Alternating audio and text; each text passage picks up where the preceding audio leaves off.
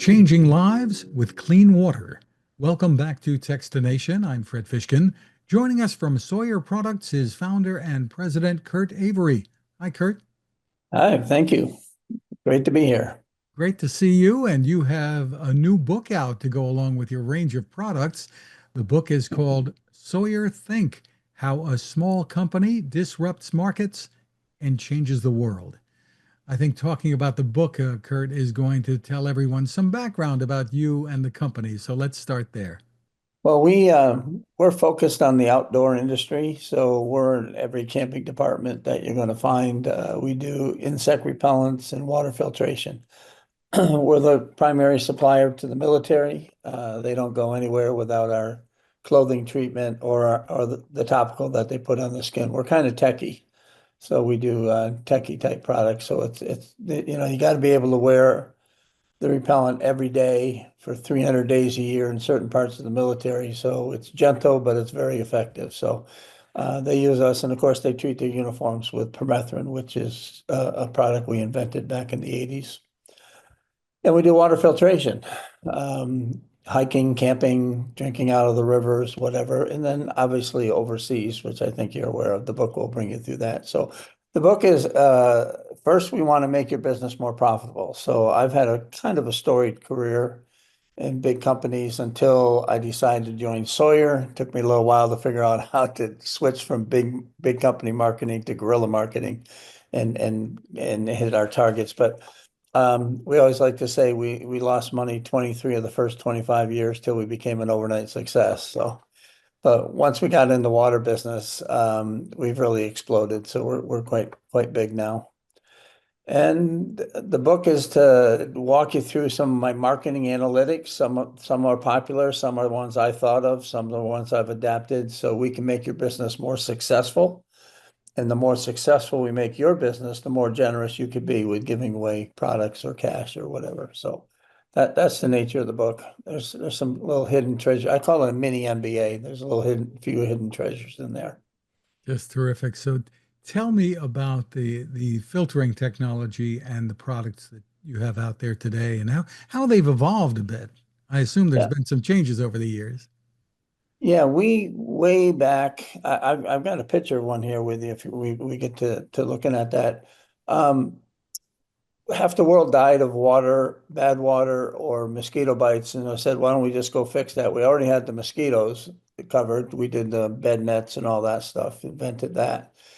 But we needed to do the water. So we looked at every type of thing, chemicals, paper matrix, ceramic thing. And then we came across from kidney dialysis something that's called hollow fiber membranes. So if you can clean blood, you ought to be able to clean water.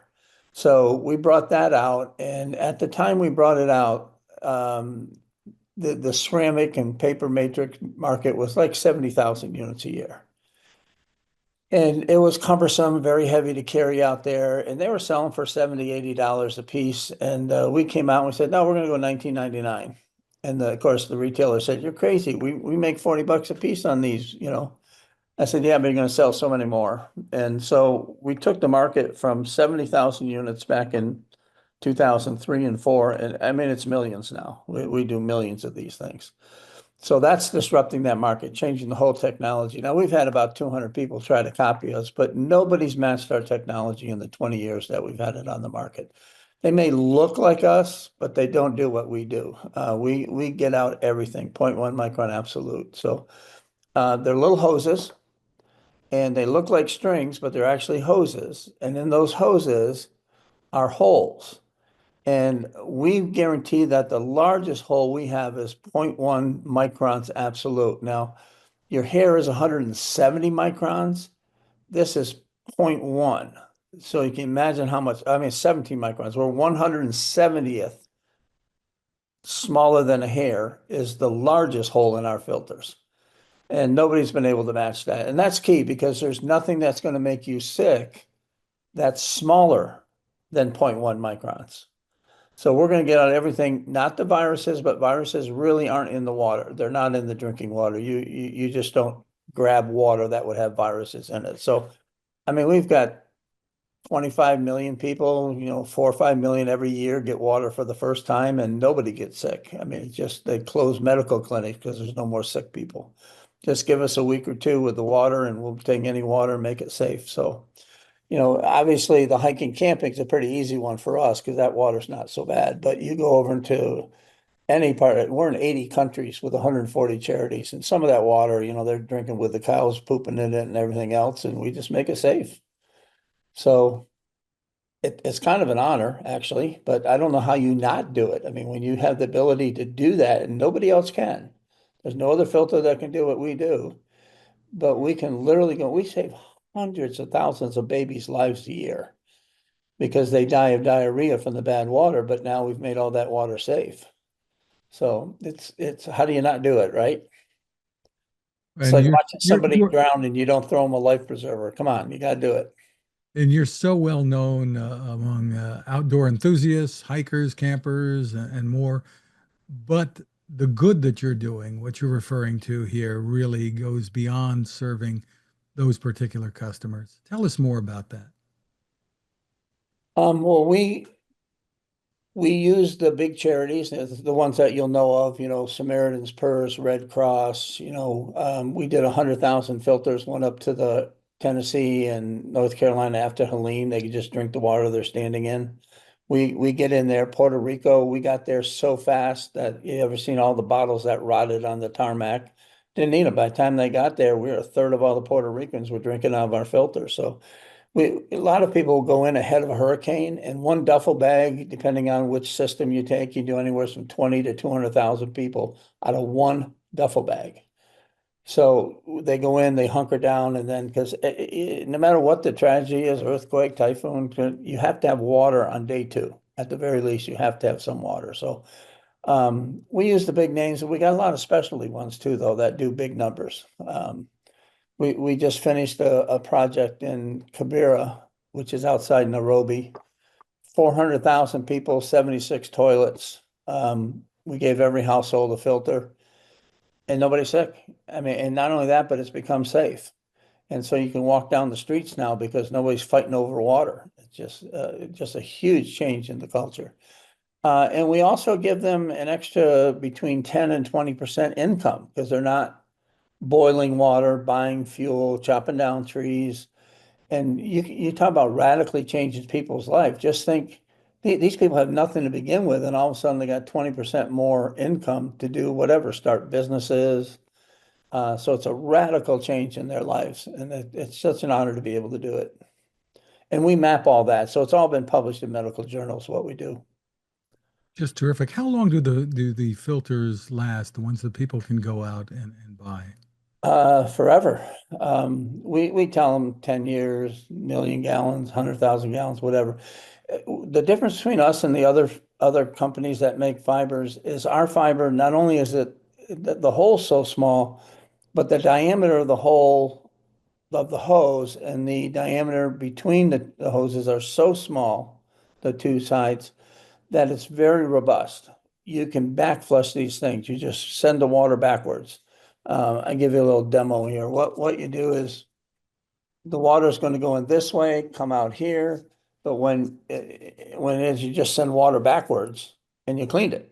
So we've had filters, some of the earliest ones 15 years ago put in Guatemala. They're still running every day, still doing it.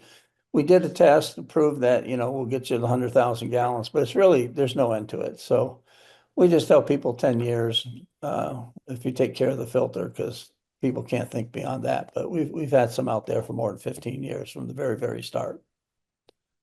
Just amazing. So has the technology that you use, has that changed much? Um, that no, well, we don't need to change because we're Right. getting everything. So we're not really looking to change it. Like I said, we have so many imitators, but they don't use the same technology that we do. It's a core to hollow fiber membranes, but they're not at our level of cleaning.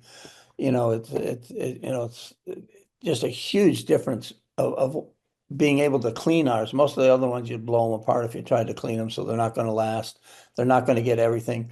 When you go into a village, you got to be able to say, if you use this filter properly, you cannot get sick from the water. you can't go in there and say, well, 90% you're going to be okay. The other 10, you're going to still get sick. I mean, you got to go in and be absolute that you're just not going to get sick with these filters. So we've changed the delivery systems. And we got them where you can put them on a tap now and get 500 gallons a day out of one filter every day. We have them on buckets. We have them on, we can just screw them on a bottle, just screw it right on top of a pop bottle. So we have different formats. That's changed, but not the core technology. Terrific. And tell me about the market in households. I know about the outdoor enthusiasts, certainly in what you're doing in these countries where the need is so great. Is there a market for household use of this as well? No, the only thing we do is we'll take out all the microplastics. We will get 100% of the microplastics. We're not taking out the chlorine or the chemicals, forever chemicals. We have ways of doing that, but we have we want to change, move the ball. I mean, there's plenty of other things you can put under your sink or a pitcher to take care of the American needs. We're just looking for taste more than safety. So we're focused on the safety part because the world needs a whole lot of that. I mean, and so we're now talking to whole countries about, basically making the whole country healthy. And you talk about climate, we save, each filter has the ability to save about 200 trees a year. You don't need to chop down for fuel or fossil fuel. I mean, it's so simple. And we give the average female who's the charge of the water an extra hour to 2 hours a day that she doesn't have to manage the water. She can do something else. So it's an absolute huge game changer where we are. But as far as Americans, it's hiking, camping, that kind of stuff. We're not dealing with taste. Tell me about the whole philosophy behind this and the good that you're doing around the world, because so many companies today have they might have a good product, but they're focused seemingly more on the bottom line, earnings this quarter, et cetera. Yeah, well, we're fortunate. We're privately held. I own 100% of the company and I'm sub S. So there's a lot of tax laws you can use that way. When I, to use a marketing term, exit the market, the company will go to the foundation. So we have a foundation and anybody who wants to can donate to it. 100% of all the money that the foundation gets goes to the outdoor project, the overseas projects. And we donate a lot to the thing too. So they do the cash, Sawyer does the filters. You can't take it with you. There's no U-Hauls in heaven. So, may the last check bounce is the philosophy I gathered a long time ago. So, again, the difference is if I always use, if we made cupcakes, we'd sell the cupcakes, make the profit, pay the taxes, and then I'd have a pot left over to give away. And if you understand how a corporation works, a publicly traded corporation, the government gets about 60% of their profits by the time it's all said and done, because they're taxing the dividends too. But by being privately held, I pay very little taxes because I don't have to make a profit. Nobody's going to force me to make a profit. So I can lose the money by donating the filters or donating money from Sawyer to undergo research and projects like that. And we do big stuff. We just gave away 150,000 filters to a new project starting in Kilimanjaro outside of Nairobi. And we do projects in Central America. And of course, we respond to every hurricane. We're doing something there. So I don't have to make a profit. Nobody tells me I have to make a profit. So why not just give it away? Because we have the very thing they need. So I can skip the whole making a profit thing, which is kind of crazy. But the bank, I got a bank that understands we can always make profit if we had to, but we don't have to. So they're comfortable. So I try to lose money. I would rather give it away than have the government give it away. Kurt, I'm sure you have a ton of stories, lots of stories out there. Why don't you share one with us? The one that is fairly recent and most amazing to me was a missionary goes to a village in Uganda. He's there for a week and he notices that they don't name their kids till they're 3 years old. And he asked them why. They said, well, if the child lives till 3, we're pretty sure they're going to make it. Until 3, we lose a lot of our kids. Usually it's like a third or more. So he goes back and he puts 250 filters in the village. Comes back a year later, and now they're naming the kids at birth because they've never lost a child since they brought the filters in. I mean, if you know how personal that can be to a mother who loses their child and then all of a sudden it's gone. You don't lose kids anymore. So that's the kind of stuff we can do that I don't think anybody else can do that. Just terrific. You know, and we're talking to you during what's called Random Acts of Kindness Week. Doesn't sound like this is very random. No, it's not random at all. We've been planning it for a while. We didn't share this because I don't like to boast on what we do, but my team finally said, you know what? It's what people want to know. They want to know what they're supporting. So we've been doing this since 2005, but we really didn't go public with what we're doing until about a year, 2 years ago. But yeah, 2 to 5 million people a year get clean water for the first time every year. And that's going to only increase. Where can people go for more information and to support what you're doing? I guess by buying your products. You're right, because obviously the profits go there. Well, we're in all the camping stores. Obviously we're big on Amazon, but the REIs, wherever you would buy camping stuff. And if they just round straight out donate, you can do that to the foundation. Every dollar will go overseas for a project. The overhead for the foundation is very, very small, but it's covered by Sawyer. Wherever you buy camping goods, they ought to have it. Well, congratulations on all that you are doing, Kurt Avery. Thank you for spending time with us. Well, I thank you for giving us the time.